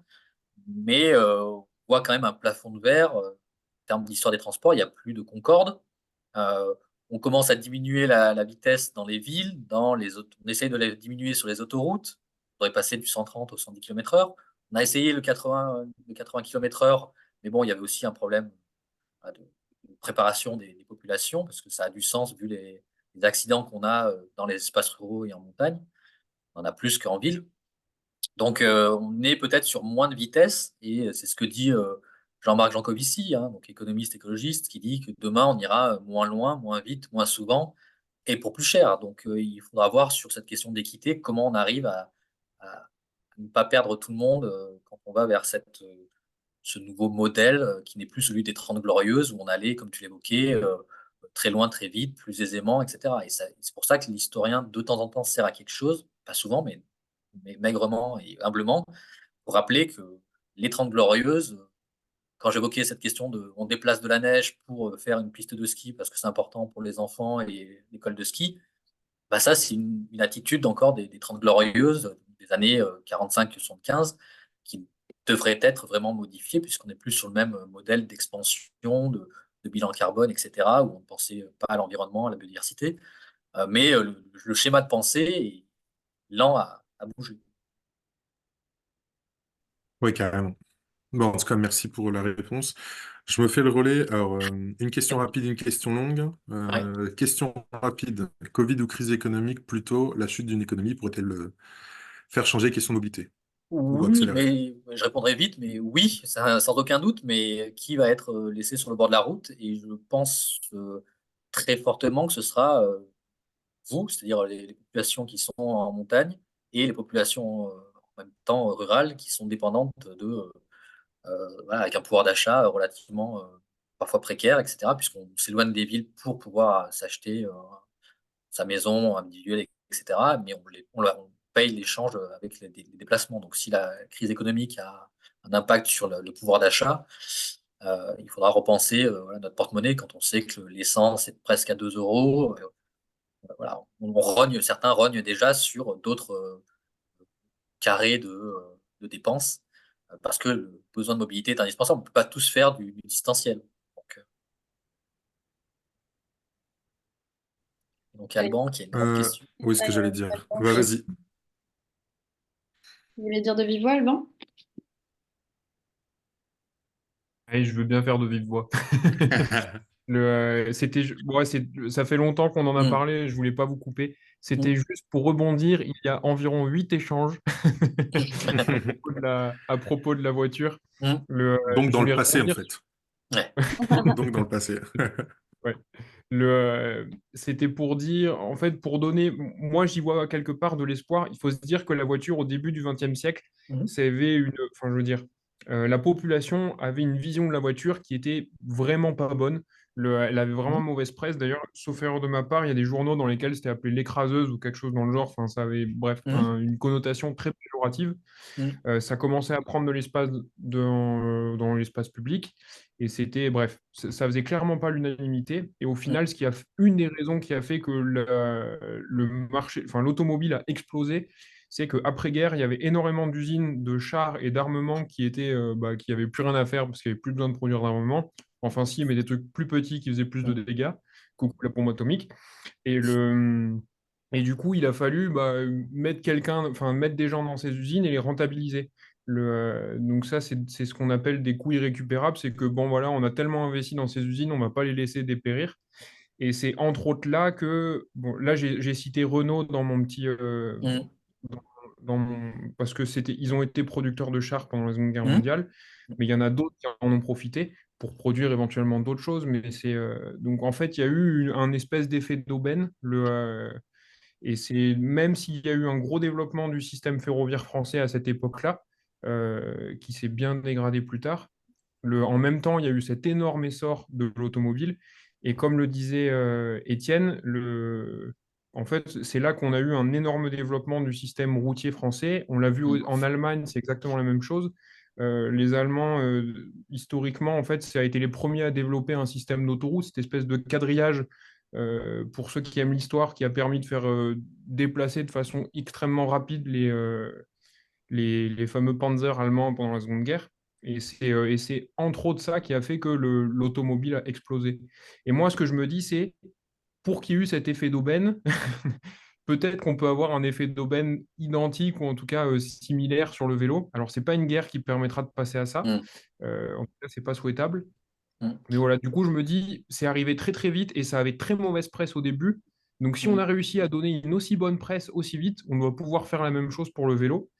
Et ensuite, je voulais rebondir sur la notion de performance. Moi, j'ai une vision qui est un peu différente. Je partageais complètement au début cette notion d'élitisme dans le vélo ski. Et au final, j'ai un peu changé ma vision des choses en prenant un peu de recul. Parce qu'effectivement, envisager des sorties que j'avais l'habitude de faire avec en plus l'approche vélo, enfin, c'était inhumain. Ou alors, il faut s'appeler Kylian. Et je ne m'appelle pas Kylian.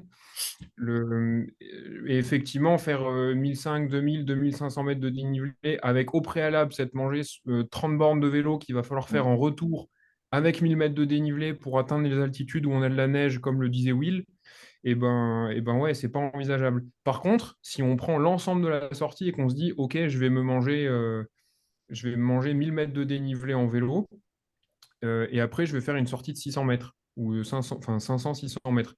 Quelque chose qui, bon, je crois que là, on a beaucoup d'Annéciens dans la convention ou des Grenoblois. On va se dire 500, 600 mètres, c'est pas beaucoup, mais c'est parce qu'on a ces représentations sociales et voilà, on a on a une dépendance au chemin, enfin, un truc de se dire, bah non, une sortie ski de rando, en fait, quand t'as pas fait 1000 mètres, c'est pas encore une sortie ski de rando. Et je pense que ça peut évoluer. Et une reconsidération globale de la performance peut nous amener à penser que le vélo ski, finalement, c'est pas si mal. Voilà. Oui, Pour rebondir ouais. là-dessus, là, Oui, bah, rebondis. tu as tout à fait raison, Alban, sur un côté par rapport à la performance.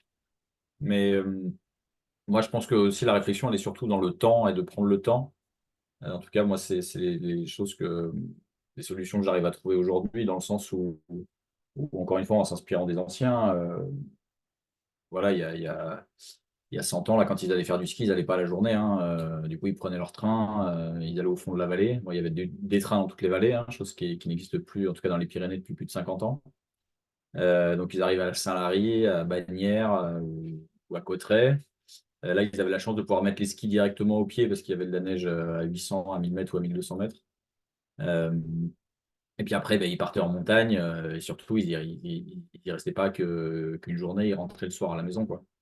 Donc, il y a vraiment cette notion-là où, certes, oui, il y a, je pense, cette histoire de performance qui peut être sur un point, ça c'est une évidence, mais il y a le fait aussi de partir plusieurs jours et de plus vraiment aller à la montagne à la journée, quoi. Voilà. Pour faire prendre plusieurs exemples, en tout cas dans les Pyrénées, et ça colle aussi très bien avec les Anciens ou les Grenoblois, hein. Euh, donc il faut au moins faire 45 minutes de déplacement motorisé pour aller, enfin en tout cas en voiture pour aller en montagne. Euh, et, euh, et du coup, ces 45 minutes, clairement, elles se transforment en 1 h 30, 2 heures, voire 3 heures de vélo. Et en vélo électrique, hein, clairement, en tout cas, là-dessus, moi, enfin, là-dessus, je parle même plus en fait de vélo musculaire, hein, clairement, c'est avec tout le matériel, pouvoir monter, c'est vraiment, enfin, là, on est vraiment sur quelque chose qui est vraiment beaucoup trop hors norme au niveau physique, j'ai l'impression. Euh, et du coup, oui, ça demande vraiment, en tout cas, de vraiment prendre le temps et de repenser notre manière de faire de la montagne, je pense, plus au niveau temporel qu'au niveau performance, de mon point de vue, quoi. Euh, je sais pas si Étienne, tu voulais rebondir. Sinon, Non, j'ai non, une... je peux laisser Tanguy Ouais, parler. Tanguy, tu avais une Oui, question? ouais, je sais pas si c'est une question, c'est plutôt une réaction aussi. Je suis tout à fait d'accord avec la notion du temps et même plutôt la contrainte du temps. Et je pense que c'est vraiment un aspect culturel très fort qu'on a. Bah, je vais faire sûrement une généralité, mais je pense une bonne proportion de personnes là qui travaillent 5 jours sur 7, donc on a que le week-end. On a aussi des contraintes, que ce soit des contraintes familiales, des contraintes d'organisation, des contraintes économiques ou autres. Et donc, en fait, bah, c'est peut être aussi compliqué justement de prendre le temps. Et donc, en fait, il y a vraiment ce poids culturel de changement, de prendre le temps. C'est aussi bah, prendre sur des plages plus importantes. Par exemple, partir sur 2, 3 semaines, voire un mois ou 2 mois. Mais voilà, ça, dans notre contexte, le contexte de travail, c'est souvent peu accepté. Par exemple, dire, voilà, j'ai un projet, je veux partir 2 mois, aller faire du ski au Kyrgyzstan, mais je veux y aller en train, les gens comprennent pas. Donc en fait, je pense que cette notion de temps, elle doit être interrogée et je pense elle doit aller encore plus s'immiscer sur le fait justement de prendre le temps au niveau aussi culturel et aussi bah, il y ait des dynamiques qui se créent et je pense que ça commence à se faire.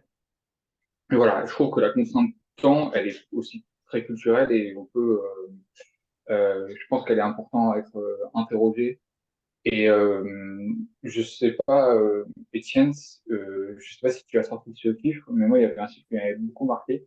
C'est que je crois que depuis les années 1850 ou 1870, enfin, ou même plus avant, notre temps de déplacement par jour en moyenne n'a pas évolué. On est toujours à 1 heure à peu près de déplacement par jour.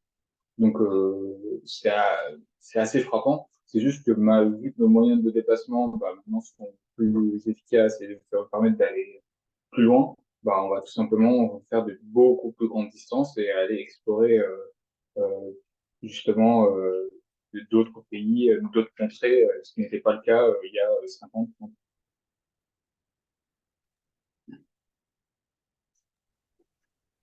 Merci Tanguy. Je sais Oui, pas merci. si tu veux réagir en un mot. Bah oui, non, non, mais tout à fait d'accord avec ce qui a été dit hein, sur la contrainte du temps et que c'est culturel et que le temps de déplacement n'a pas beaucoup évolué. Effectivement, il y a des écrits qui évoquent. Euh, bon, moi, ma solution, c'est bon, bah, justement d'être historien, donc d'être justement décalé dans le temps et de voir effectivement sur les textes que je vois sur l'automobile et ses débuts, de voir que on peut mettre 24 heures pour faire un Paris-Bordeaux en voiture et à des vitesses qui nous semblent voilà, complètement délirantes parce qu'on est sur du 16 km/h et que c'est voilà, etc. Donc c'est aussi un peu comme ça que je vois je me réacclimate à, euh, à cette temporalité et à ce rapport à l'espace. Bien sûr, je dis pas que je suis parfait parce que ça m'arrive aussi de prendre l'avion et voilà, de supprimer l'espace pour aller plus vite. Mais voilà, moi, je suis plus sensible, enfin, je me sensibilise par ces études historiques sur bon, les travaux d'Armand Troza sur l'accélération, les écrits des premiers automobilistes. Marcel Proust parle de l'automobile et de ses déplacements.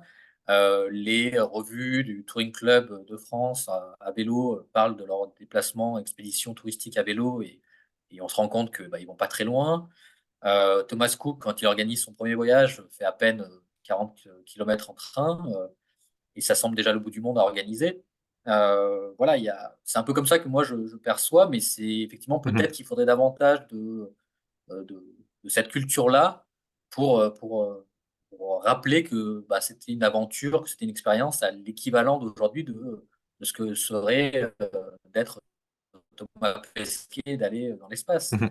Même si pour nous, voilà, la proximité nous semble banale, ennuyeuse, pas attractive, ce que développe, tout ce que lutte certains sociologues comme Rodolphe Christin qui dit la vie est vraiment juste à côté de, enfin l'exotisme est à côté de chez nous et pas en haut d'une montagne ou au fond d'un canyon. Ouais, totalement. Bah, il est évident que de toute façon, les solutions, voilà, elles sont politiques et elles sont systémiques. Après, si on se veut optimiste, on peut espérer que le changement climatique, justement, ça soit un marqueur, ça soit une raison qui vienne totalement inverser la tendance. Tanguy, tout à l'heure, tu parlais du fait que bah, prendre 2 mois de vacances pour aller Mm. à tel endroit en train, c'était pas acceptable. Euh, Effectivement, ça l'est pas encore dans beaucoup de cas, mais on a vu par exemple émerger des propositions d'entreprises qui offrent plus de jours de congé pour les personnes qui vont en vacances en train, par exemple. Alors aujourd'hui, ça reste ultra minoritaire, mais on peut imaginer que ce soit dû à cause de voilà, un phénomène à un instant T qui va venir être un bouleversement, ou que ce soit au fur et à mesure du temps, comme par exemple le Covid a été un accélérateur de télétravail énorme. Mm. Mm. Euh, voilà, on peut imaginer que c'est des choses qui vont petit à petit exploser. Euh, Avant que, enfin, je sais pas s'il y avait d'autres questions, sinon moi j'en ai une dernière en parlant d'optimisme. Quand j'ai vu Mhm. l'info, Étienne, je me suis dit, il faut que je te pose la question. Parce que récemment, on a partagé les propos de Christophe Faniché, donc PDG de SNCF, Mhm. qui a réagi à l'année 2023, notamment au record en fait des 122 millions de passagers en Mhm. TGV, etc. Et lui, il a dit, on est bien à l'âge d'or du train. Question rapide, Mhm. je vais demander une réponse rapide, Ouais. chose qu'un historien déteste, j'imagine. Est-ce que vraiment on peut considérer qu'on est à l'âge d'or du train aujourd'hui? Alors, réponse rapide, en fait, l'historien n'aime pas ces postures ou ces phrases de dire on est à un âge d'or, comme de dire il y a eu le tout automobile, il y a eu un moment, c'est la bicyclette, et puis ensuite c'est l'automobile, et puis ensuite c'est le train, enfin, enfin, le train, l'automobile, puis l'avion. Alors, en fait, tout se superpose encore une fois, c'est comme les énergies. Donc, dire qu'il y a un âge d'or du train, on va dire non, puisque les difficultés qu'il y a, par exemple, pour le Lyon-Bordeaux de nuit, c'est compliqué. Les petites lignes qu'évoquait William, qui ne sont plus d'actualité, alors que la structure existe encore. Euh, le- Certes, le TGV marche toujours plutôt bien, mais le reste des trains peinent à marcher. Donc, pour répondre non, pas d'âge d'or du train. C'est à espérer, mais il n'est pas encore là. Ouais, bah on va pas te mentir, notre Mais, réponse, elle mais penche. c'est pas une question. Enfin, Oui. il faut pas déprimer, hein. Non, non, non, non. J'apporte pas que des négatifs, mais voilà. Ce serait à souhaiter parce que c'est un moyen capacitaire de se déplacer, transport en commun, etc. Et plutôt écologique, pas que, mais voilà. Mhm. En tout cas, il n'y a pas d'âge d'or de la voiture et je suis pas sûr qu'il y en ait eu. Donc, c'est plutôt une pluralité des modes de transport à utiliser et à doser davantage pour chacun d'entre nous. Même si on a le droit de se faire plaisir, voilà, comme tout être humain, et que s'interdire tout n'est pas forcément la solution. Ouais. Mais c'est vrai que, enfin, voilà, nous, évidemment, notre point de vue penchait dans le même sens, notamment quand on comparait l'explosion du nombre de voyageurs et à l'inverse, l'explosion du nombre de cheminots qui a réduit. Mhm. Et on s'est dit, est-ce que vraiment tendre vers un âge d'or potentiel d'un moyen de transport consiste à diviser par 4 ou 5 le nombre de personnes qui y travaillent? C'est un débat que je ne lancerai pas maintenant, mais Non, mais bon, euh, le train est très intéressant, mais le tramway l'était aussi. Il y a du sens, hein. Moi, je parle de zone de pertinence ou de temps de pertinence plutôt que d'âge d'or, etc. Donc, le train a toute sa pertinence sur une certaine distance. C'est-à-dire que ce qu'on dit vite, c'est qu'en fait, pour le faire vite, et c'est André Breteau, un collègue qui le fait, il dit de 0 à 10 kilomètres, on a plusieurs modes de transport pour se déplacer, autres que la voiture. De 100 à 1000 kilomètres, on a d'autres modes de transport que la voiture pour se déplacer, l'avion, le train, le TGV. Mais par contre, de 10 km à 100 kilomètres, on n'a pas beaucoup d'autres moyens que la voiture. Et c'est là où il faut qu'on travaille pour se déplacer. Donc, ouais, il y a des zones de pertinence qu'on a développées avec des transports qui sont pertinents sur certaines distances ou certains moments. Et à d'autres moments, non. Donc, il n'y a pas de domination d'un mode de transport sur un autre. mhm. Je vois, Alban, que tu lèves la main. Euh, Réaction très rapide au vu du temps qui nous reste, si tu es encore là. Ok, j'essaye de faire vite. C'était pour revenir. Genre, je fais vite, promis. C'était pour revenir sur le train. Pareil, je sors quelques chiffres parce que je trouve qu'ils sont hyper intéressants à avoir en tête. Début du 20e, il y avait plus de 60 000 km de voies ferroviaires en France. Aujourd'hui, sauf erreur de ma part, c'est moins de 30 000. Enfin, ça doit être 27 ou 28 000 km. Alors, même si ça ne veut pas tout dire, selon moi, ça reflète une forte décadence. Et là, Étienne pourra sans doute confirmer ou pas. Je crois que c'est majoritairement dans des milieux ruraux. Voilà, Mhm. juste pour donner ce petit. Parce qu'à mon sens, il marque le fait que non, on n'est pas du tout à l'âge d'or du train. Et c'est dommage. Oui, tout à fait. Bah, je peux pas mieux dire. Effectivement, il y a eu peut-être, si on veut, voilà, si je suis pas fan de l'âge d'or, il y a eu un moment donné, effectivement, où il y avait, comme tu le dis, un réseau très, très, très développé de petites lignes et de grandes lignes. Et ça s'est resserré aussi à cause ou grâce à l'automobile, hein, parce qu'il y a quand même des forces à l'automobile de pouvoir, on voit bien dans les montagnes, de pouvoir accéder à certains territoires que le train n'arrive pas à toucher.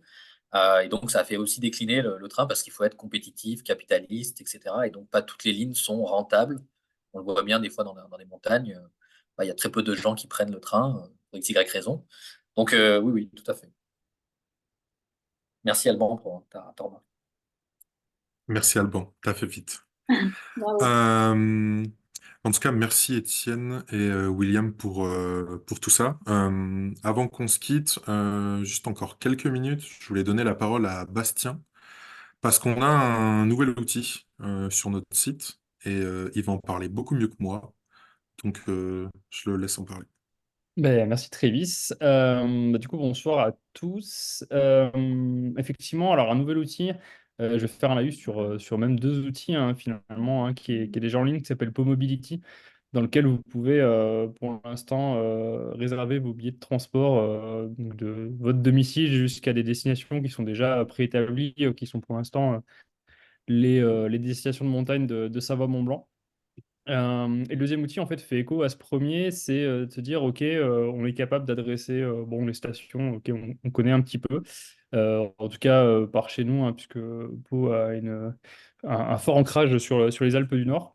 Mais on considère que bah, on n'est pas forcément les mieux placés pour vous donner les infos dans d'autres territoires. Et c'est pour ça qu'on va essayer de lancer un inventaire collaboratif, finalement, des lignes de transport qui existent permettre de vous donner la parole pour bah, nous remonter ce que vous utilisez chez vous, ce que vous connaissez, ce que vous avez entendu potentiellement dans votre territoire. L'idée, c'est de se servir bah, de la diaspora Pau dans les autres territoires. Un gros clin d'œil aux Pyrénées, aux Vosges, aux Alpes du Sud qui sont une prochaine cible. Et le but, c'est de compiler ces données, que ça puisse servir bah, déjà au bien commun, hein. Il y a des bases qui existent sur Internet qui méritent d'être à jour avec bah, les infos qui pourraient être remontées par les adhérents et par les sympathisants, hein, tout simplement, parce que le lien sera diffusé, j'imagine, à plus de personnes que la communauté Pau. Et nous, pour commencer, on fera tout simplement une petite carte hein, qui est déjà disponible, surtout sur la partie Rhône-Alpes actuellement. Mais sur notre site web, donc la page Se déplacer, dont Trévis vient de vous envoyer le lien dans la description. Et voilà, on l'alimentera au fur et à mesure. Il y a d'autres outils qui risquent d'arriver dans le pas pour d'autres acteurs. On sera très, très fiers d'y participer aussi. Avec les informations qu'on pourra remonter. Mais voilà, on essaie de lancer un élan autour de ça, de se dire, bon, bah, OK, la voiture, on essaie de s'en passer. Il y a des solutions qui existent. Souvent, elles manquent d'attrait, que ce soit par manque de communication de la part des acteurs qui les maintiennent ou de volonté politique, etc. Bon, voilà, le but, c'est de les mettre en lumière, vous donner l'info et de pouvoir vous mettre ça sur une carte et vous dire, bah, vous vous baladez sur la carte et vous dites, ah, bah, tiens, il y a une ligne à cet endroit-là, je peux essayer d'aller la chercher. Et derrière, bah, il y a forcément une arrière-pensée un peu plaidoyer parce qu'on aime bien ça chez Pau, c'est de se dire, bah, globalement, s'il y a des territoires où on identifie qu'il y a des trous, et qu'il n'y a pas de ligne qui existe, etc., bah, pourquoi pas aller toquer aux portes des communautés de communes, des politiques dans les territoires pour essayer d'en savoir plus, hein. C'est peut-être des lignes qui ont disparu faute de demande. Ça peut être aussi une voie qu'on peut porter. Donc voilà, vous avez les liens dans la conversation du Zoom, j'imagine peut-être sur les réseaux et en description de la vidéo YouTube s'il y a l'enregistrement qui tourne encore, je crois que oui. Voilà, le but, c'est qu'on soit une petite équipe à recevoir vos données, à les présenter sur la carte, et puis que ce soit fait avec les gens qui ont les infos cachées dans leur montagne et dans leur territoire respectif. Voilà. Merci à tous pour votre participation en tout cas. Super, merci Et vive Bastien. l'intelligence collective. Bon. Ce sera la conclusion. Vive l'intelligence collective. Très rapidement, Lumna, avant de te rendre la parole et avant qu'on se dirige doucement vers la fin, je vous partage, au moment où je vous parle, un dernier lien. C'est le lien de la prochaine convention populaire. Pour une fois, on a fait les choses bien et la prochaine, elle est déjà prête. Il y a déjà le formulaire pour s'inscrire. Et ce sera surtout un tout autre sujet, puisque on sera avec nos amis de Mountain Riders et on y parlera flocon vert, importance, impact ou limite de la labellisation. Euh, donc voilà, vous pouvez déjà vous inscrire. Et dernière remarque, dans chaque formulaire qui permet de vous inscrire dans la convention populaire, vous avez possibilité de nous proposer des sujets. Vous pouvez aussi nous écrire par mail, etc., pour nous proposer des choses. Mais on est vraiment en train de travailler à essayer d'anticiper de plus en plus, de programmer de plus en plus à l'avance des sujets. Et on peut vous garantir que toute proposition sera lue. Donc voilà, n'hésitez pas. Sur ce, Lumna, je te rends la parole. Merci beaucoup. Merci à tout le monde d'avoir participé, à nos intervenants, à Bastien pour ton mot de la fin qui avait vraiment vocation à vous donner une action entre les mains derrière. Comme il le dit, c'est assez simple. On ne vous demande pas forcément de faire 1000 recherches, mais si vous en avez une en tête à partager, derrière, ça alimente des outils qui seront disponibles pour tous.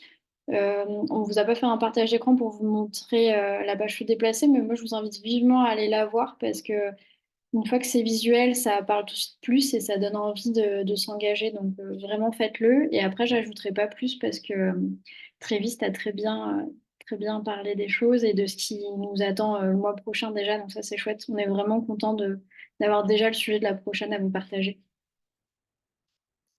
S'il y a un dernier mot, n'hésitez pas. Et sinon, merci d'avoir été là avec nous depuis 18h30.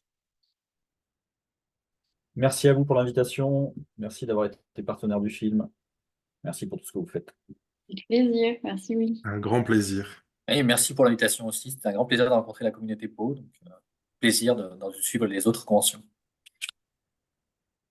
Merci beaucoup tout le monde. Merci Étienne et William. Bonne soirée tout le Et monde. Merci. le replay sera partagé un peu partout. Vous recevrez un mail notamment. Donc